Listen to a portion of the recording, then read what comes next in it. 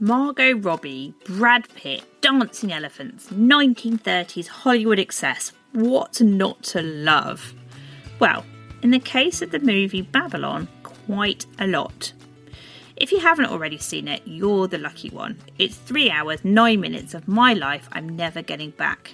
And the perfect example of style over substance.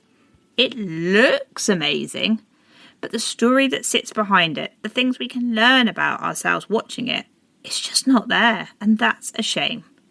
A story that's empty of all the things that make stories great.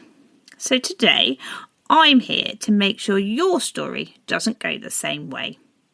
Hello and welcome to the Everyday Storyteller Masterclass, How to Write a Story.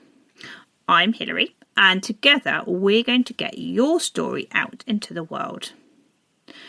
When I sit down to write a story, I regularly refer back to a structure that I was taught right at the beginning of my business storytelling journey. Substance, sparkle, and structure. Today's episode, we're going to explore substance. So grab a pen and paper and let's work through this. Don't forget, if you haven't already got a copy, you can download a free workbook to accompany this masterclass. The link is in the show notes. So, first up in today's lesson on substance, it's all about purpose. Think about why you want to tell your story. Not sure? Well, here are a few ideas to get your brain fired up. Do you want to improve awareness of something? Something you're selling perhaps, a free course, an event, an activity you're doing to raise money. Maybe you want to improve someone's ability to do something. Are you wanting to teach them something new? Are you looking to change or drive certain actions? Or is it a story that has a higher purpose? Are you trying to change beliefs? This could be as simple as helping someone who thinks they're not good enough, all the way up to driving big change in society, like tackling gender stereotyping. Next, have a think about what type of story you want to tell. So you know why you want to tell it, but what is it? Classic story structures keep your audiences wanting more. This is where the hero's quest is so popular. So this is someone has a goal and a problem to solve. They meet someone else that shows them the way and leads them to success. But there are also several other creative structures that could work really well for you. My personal favourite is called Overcoming the Monster. Now, Stranger Things is the perfect example of this plot type. A community has fallen under the visible shadow of evil. They come together to liberate everyone from it. Think about what the monster could be in your story. Maybe it's society's obsession with beauty and the pressure that it puts on us, or something more simple like the constant juggle so many of us face with work and family life. So, okay, you've figured out why you're telling your story, and you have an idea about what type of story you want it to be. Now it's time to brainstorm all the ideas, the who, the what, the where, the when, the why.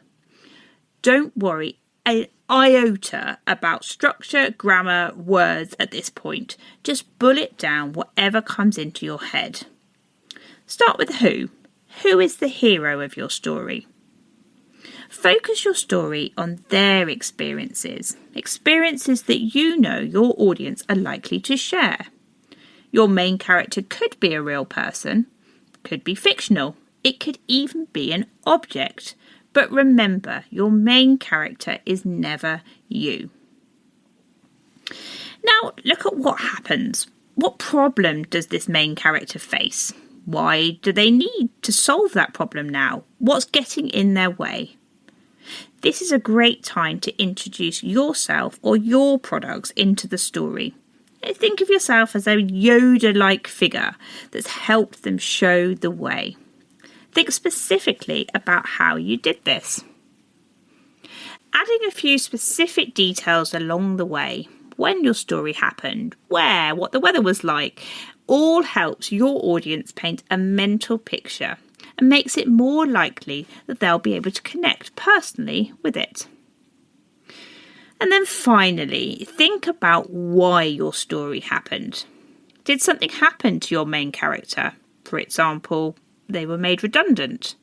Was something making them unhappy? Were they struggling to get the help they needed? Were they at a crossroads? Did meeting you show them the possibilities of a new way or change their outlook? So folks, that's all for today. Quite a lot of things to work on.